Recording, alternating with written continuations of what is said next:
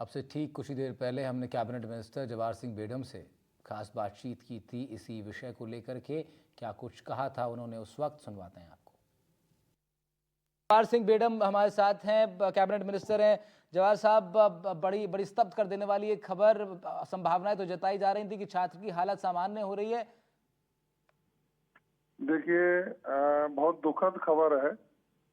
हम छात्र देवराज की जान नहीं बचा पाए। ये दर्दनाक घटना हुई थी और घटना के तुरंत बाद से ही सरकार का पूरी तरह से ध्यान रहा। क्षेत्र में शांति बनाए रखने के लिए ऐतिहासिक सारे कदम उठाए गए और माननीय मुख्यमंत्री जी ने स्वयं ने संज्ञान लिया बच्चे का बेहतर इलाज हो।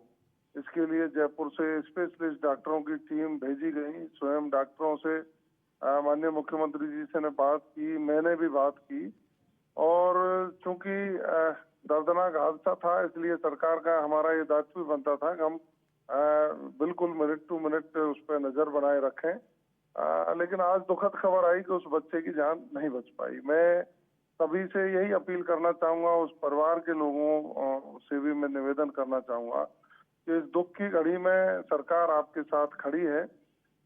धैर्य रखना बहुत जरूरी है। ईश्वर से मेरी प्रार्थना है कि इस दुख को सहन करने की शक्ति प्रदान करे और जो लोग मेरी बात सुन रहे हैं सभी से मेरी प्रार्थना है कि शांति बनाए रखें। दोषियों के खिलाफ कठोर से कठोर कार्रवाई सरकार करेगी।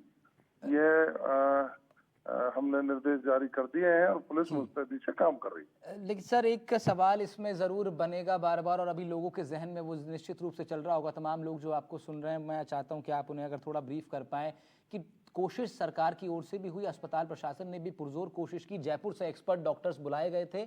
सर, क्या स्थिति बच्चे की शुरुआत से ही ये पता लग गया था कि स्थिति मुश्किल में है? देखिए, डॉक्टर्स के ऑब्जर्वेशन में इलाज में बालक था। डॉक्टरों ने जिस जिस चीज की जरूरत थी उसकी पूरा इलाज करने की भरसक कोशिश की है, लेकिन ये दुर्भाग्य रहा। अब ईश्वर को जो मंजूर था हम उस बच्चे की जान नहीं बचा पाए। और मेरा हमेशा यही कहना, पहले भी मैंने यही कहा और आज भी कह रहा हूँ कि हमारे मुख्यमंत्री जी इतने संवेदनशील हैं। उन्होंने पूरी घटना पर और बच्चे के इलाज पर पूरा फोकस किया और शांति कायम रहे इसके लिए पूरे निर्देश जारी किए, लेकिन हम जान नहीं बचा पाए। ये दुख हमको भी है और इतना ही विश्वास दिला सकता हूँ सरकार की ओर से कि इस दुख की घड़ी में उस परिवार के साथ सरकार पूरी तरह से खड़ी है। दोषियों को कठोर से कठोर सजा दिलाई जाएगी। सर, स्थानीय लोगों का जो आक्रोश है उनको कुछ संदेश आप देना चाहेंगे? आप कुछ कहना चाहेंगे? मेरी सभी से स्थानीय जितने भी हमारे जो दर्शक मुझे सुन रहे हैं, मेरी करबद्ध प्रार्थना है सभी से, सरकार की ओर से अपील है कि धैर्य रखें और शांति बनाए रखें। हमारा शांति प्रिय प्रदेश है, उदयपुर शांति प्रिय शहर है, तो सरकार जब पूरी तरह से आप सबके साथ खड़ी है तो शांति से काम लें। दोषियों के खिलाफ कठोर से कठोर कार्रवाई की जाएगी। ठीक है सर, शुक्रिया एनडीटीवी राजस्थान से बात करने के लिए। जवाहर सिंह बेडम है कैबिनेट मिनिस्टर, उनसे हमने जब बातचीत की इस विषय को लेकर, उन्होंने दुख भी जताया और आश्वस्त भी किया कि आरोपियों पर कार्रवाई होगी। इसी दौरान बाबूलाल खराड़ी से भी बात की थी हमने, उन्होंने भी अपना पक्ष इस घटनाक्रम के बाद रखा है। क्या कुछ कहा था उन्होंने, दिखाते हैं आपको। बाबूलाल खराड़ी हमारे साथ जुड़ गए, मिनिस्टर हैं राजस्थान सरकार में। खराड़ी साहब, दुख से भरी ये खबर तो है ही, स्तब्ध कर देने वाली खबर है, क्योंकि लगातार आश्वस्त किया जा रहा था कि बच्चे की जान खतरे से बाहर है, परिजनों को आश्वस्त किया जा रहा था कि धीरे धीरे हालात सामान्य हो रहे हैं, लेकिन एकदम से ये खबर आई। और बड़ी बात इसमें यह रही कि बहनों ने जैसे ही भाई की कलाई पर राखी बांधी, उसके थोड़ी देर बाद ये खबर आती है कि उस बच्चे की मौत हो गई। सरकार का क्या पक्ष इस पूरे मामले में अभी इस वक्त? बिल्कुल निश्चित रूप से जब से घटना हुई तब से सरकार ने उसकी जान बचे इसका पूरा प्रयास किया गया। माननीय मुख्यमंत्री जी ने जयपुर से भी टीम भेज करके उसकी निगरानी में भी उनका उपचार चला, उनकी जान नहीं बचा पाए। ये हम सबके लिए दुख की बात है।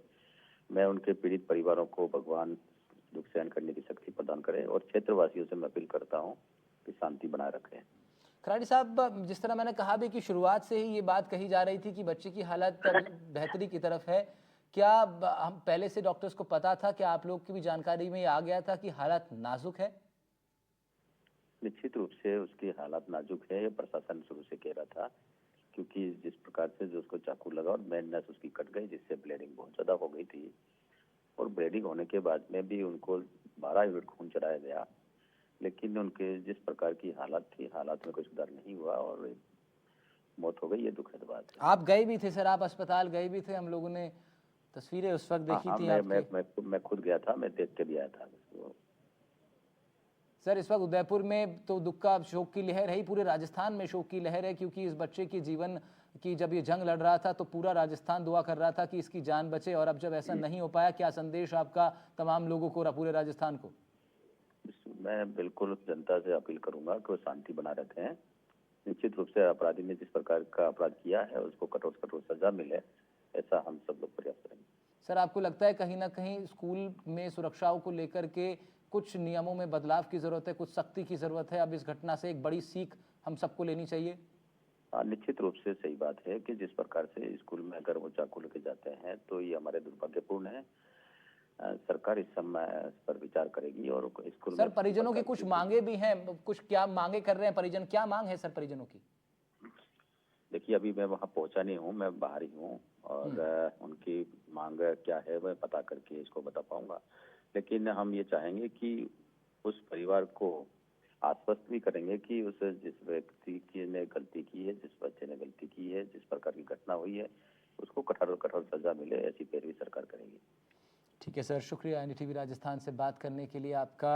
उदयपुर से आपको खबर बता रहे हैं जहां चाकूबाजी में घायल छात्र देवराज की मृत्यु हो गई है।